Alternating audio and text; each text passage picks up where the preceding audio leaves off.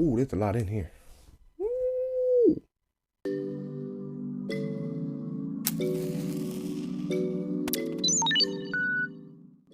What is going on, my peeps? Your boy Versatile is back with another video, back here to unbox something very, very nice. Shout out to Jay Will, or Jay Williams. During his EV1 review and discussion, he actually put out a heads up that B&H Photo is having a crazy deal on the Sony a6100 with the 16-50mm kit lens, which I heard is debatable. And then you get a little travel bag with it. You get a SanDisk 65 or 64 gigabyte extreme SD card, and you get a Manfrotto tripod. So what I did was I actually ordered an additional Extreme Pro, but UHS1 for my A7 III, and we'll maintain the current Extreme for the a6100. So let's get, well, before we get into the video, rather, make sure you guys ignite that like button, subscribe if you haven't already, and make sure you guys hit that notification bell so that way you stay informed when I drop videos. Now let's get into the video. Had to go grab the hat real quick, you know what I'm saying? So now let's get into it. And of course, I'm not gonna show you the camera quite yet. We're gonna show you the travel bag you get. And it's a nice simple shoulder bag from Onyx 25 or Rugard. It's the Onyx 25 shoulder bag. I actually kind of dig it. Tell you the truth, the next bag I want to get is another Peak Design bag, and it is the carrier bag, or the mailman bag as you would call it, which is kind of sort of shoulder-ish bag. But with the Peak Design capture clip, you could place it right there on the on the side of the bag, and then you really don't ever have to whip the bag around because it's right there at your side. But this is the Rugard Onyx 25. I'm about to move this box, you know what I'm saying? All right, so you guys can see that right there. This is, I like the little touch, the yellow touch. It's got some yellow stitching on it, the yellow logo or icon. And I would imagine, since it's, you know, should be able to fit the A61 no problem. I guess you could put like additional SD cards in here, or even batteries here on the side. And then once you open this bad boy up here, by the way, you got a nice little handle right there. Inside is where you get the rest of your stuff. So it basically kind of shows you what can fit in here, which is a camera and a relatively nice size lens, or possibly camcorder right here. So, and then you get your shoulder strap right here that you hook onto the ends, as you guys can see right there. And it does look like there's enough room, you know, whether or not you wanted to put something on this side of the bag. And these little pockets is, you can put your SD cards. I'm sure you guys can see that here. Little extra pockets for SD cards. And then camera can go in, lens can go in on one side, or you can take this out because it's Velcro. You can take this out, put the whole body in there. Or if you got a small setup like the kit lens and the a61, that could go on one side and you can put another lens on the other side. So there's still some slight bit of versatility to this. Will I use this? We'll see. I mean, for $600, you might as well get it. You know what I'm saying? You know what I'm saying? All right, so that is the travel bag. Next thing you get is a Manfrotto tripod. Mini tripod, of course. This will be our second one. Actually comes in handy. The Pixie Plus, as they call it. So if you guys aren't familiar with Manfrotto, they make really good tripods.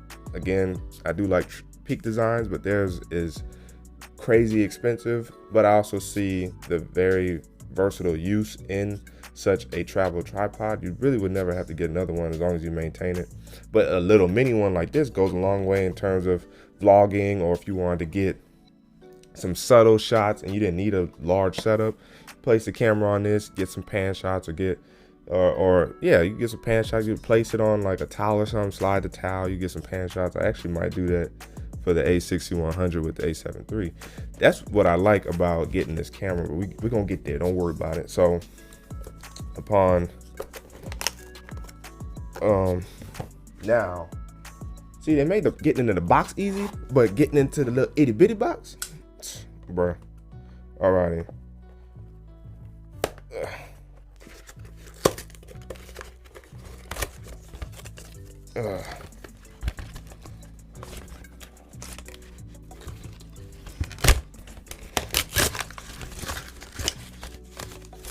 So you get some of course, guide stuff or whatever. But here it goes. Oh, this actually feels and looks a little bit different than the one we have. I don't know if it's a little newer, like a newer design. I like this. Yeah, let me see if I can find the other one real quick. I will be right back. All right, so this is the original one, or the one I have. And as you guys can see, there's no grooves in the handles. This one has some rubber stops, so this one's more ergonomic or hand-friendly, whereas this one still fits well in the hand. But you can see the design is just completely different. Now, I don't know if this is the Pixie Plus or not. Maybe this is the Pixie or whatever, but you definitely can see the design on this one is different. It claps together like you're ready to just hold it, preferably, I guess, like that, yeah, the button facing you. So very nice, very, very nice. Put that down there. Put that right here. So that's the Manfrotto mini tripod. Now here's the SanDisk Extreme card. You get the UH1 card right here. This is the one that comes with the bundle. So as you guys can see there, SanDisk is hooking people up with SD cards. So that's really nice. I like that. Going right into the A61. Won't even take this out right now. I mean, I guess I could. But yes, this is the 64 megapixel, or 64 gigabyte rather, SD card from SanDisk. So you get this with the bundle. I dig it. I think it's really cool. And it's a perfect little get up and go setup for like vlogging or whatever. Now this is the one I ordered, which is the Extreme Pro, where you get slightly better read-write speeds. And it's a little bit more, I guess, 4K friendly in terms of, recording and all that type of stuff. I mean, of course, the other one can record 4K as well, but I just like going Extreme Pro. I got one in my tablet, actually. I got like the 300 gigabyte or 400, which one is it? 400 gigabyte micro SD in my tablet. So it does kind of bump speeds a little bit, which I like. And I like that this box is a little bit more easy to get into. I'm mad though, because I actually didn't realize, but that's why I was only like 20 bucks for this. I was hoping to have gotten the UH2. And I didn't realize till like right after. I was like, oh man, it's a UH1. Now, I do have a UH2 32 gigabyte in there that Sony gave us at Sony Camera Camp last year that I just kind of started using recently, but I think I'm gonna go back to, I'm gonna put this one in there since it's more storage. Then I can take that micro SD card out that I have and put that in my phone. And then I have an SD card basically in all my devices. So there's that for you. There's that for you. Boom, bow. So this will be going into the A7 III. And then last but not least, what we are here for, the star of the show, the Sony a6100 paired with the 16-50 f3.5 to f5.6 millimeter APS-C lens. So of course, if you guys don't know, 24.2 megapixel sensor, so it's APS size. ISO ranges from 100 to 32,000, and with Sony cameras, most of the time ISO is good up to about 6400, and then after that is where you kind of will start seeing grain. And if you use picture profiles, some grain, or I don't want to say distortion, but color discrepancy might take place even lower than that because you're using a specific picture profile. Like for me, I use Cine 4 when I shoot like my short films, although I didn't check my settings on this last short film I shot, and I think my settings reversed back to HLG3, which make colors more pop and stuff like that. But that's the other one I use, HLG3 or Color Pro or Cine 4. And then if I decide not to use a picture profile, I'll just stay in standard, or I'll do like neutral for the creative style, or or autumn leaves. I got that one from Chris Brockhurst, another dope photographer I found on YouTube. So it's just a lot of different types of settings you can use for these cameras, and that's what I like about that as well. I don't need this box up here no more because it's pretty much empty. And I know, like, because it's July, like they got like 4th of July sales or whatever, or Independence Day sales. So if you guys check B&H, this deal's still going on that I saw this morning. And then outside of that, like just deals on other stuff, like a couple $100 off here and there on lenses and other gear. So definitely check it out if you want to. because you will not go wrong. Now, I think I opened this up backwards again, but I don't think so. So this is all the paperwork that you'll get with the A6100.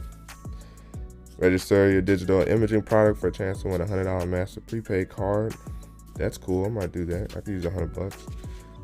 Lenses and accessories. I'm telling y'all, I have nailed down like the next few lenses I want to get. The Sony full frame 55mm, of course, is on that list. The Sony full frame 20mm G lens for YouTube, or for my new wide angle to replace the Sigma. Sigma can now be heavily promoted to the A6100. And then for our zoom lens, either the Tamron 70 to 180 or the Sigma 24 to 70 or the Sony full frame 24 to 105. One of those zoom lenses is the ones I'm gonna kind of like rock for a good minute, just because I don't do a lot of far away stuff. Oh.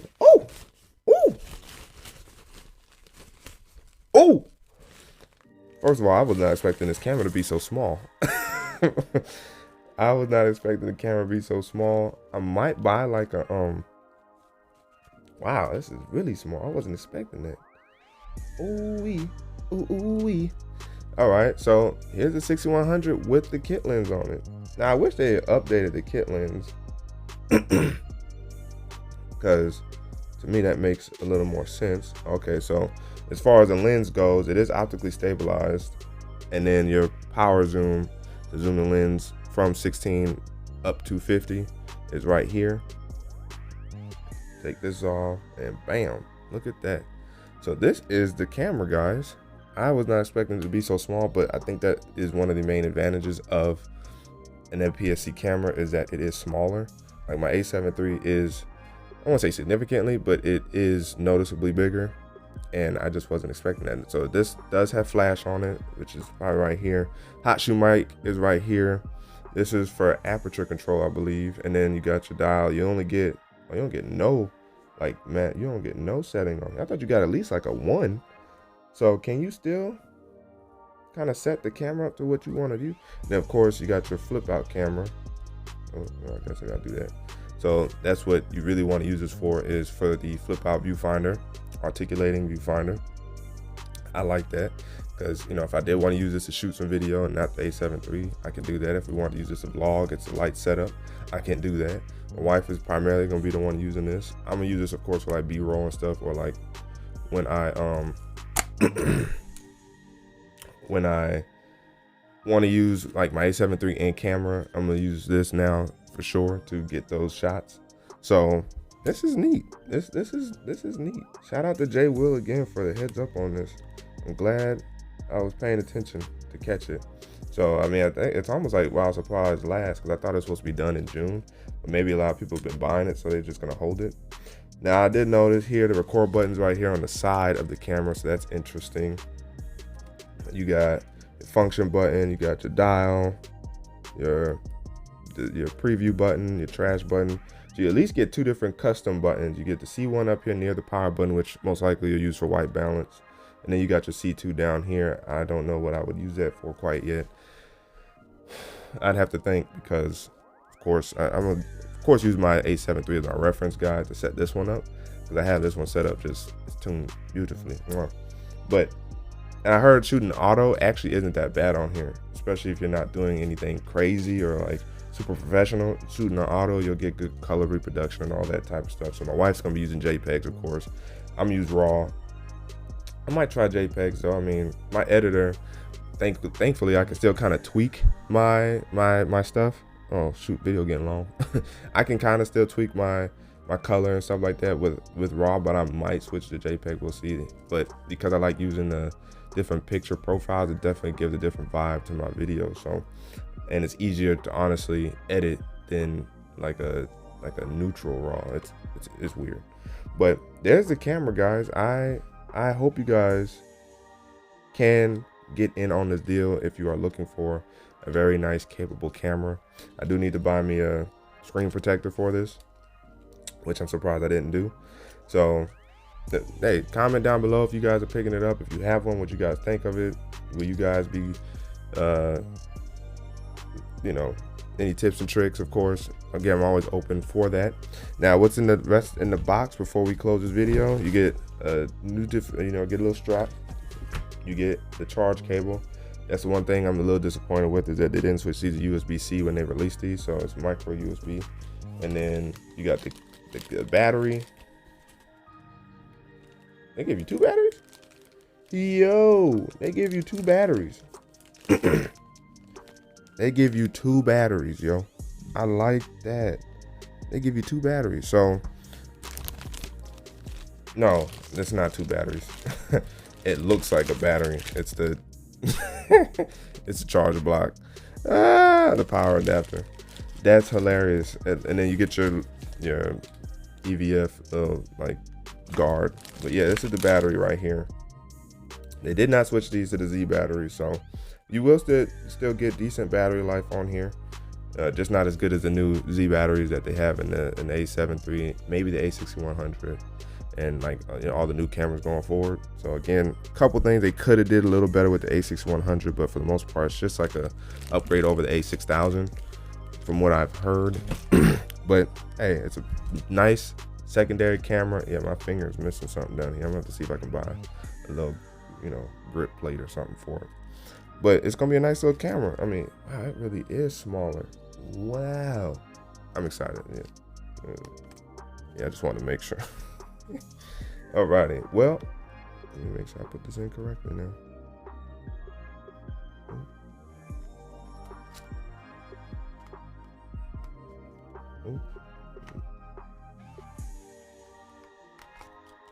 There we go. Boom. And that's the other thing. You got to put the SD card in at the bottom. A little all over the place right now, but you put the SD card at the bottom. A little strange. You also only get 1 card slot. I don't know why it's right next to the battery, because when things get hot, maybe it is a good idea to get the Extreme Pro for this, but a little weird putting it in right there. Well, I'm gonna leave that open. And then over here, I hope I don't need nails. Okay, this is where you get your, I think it's a microphone power.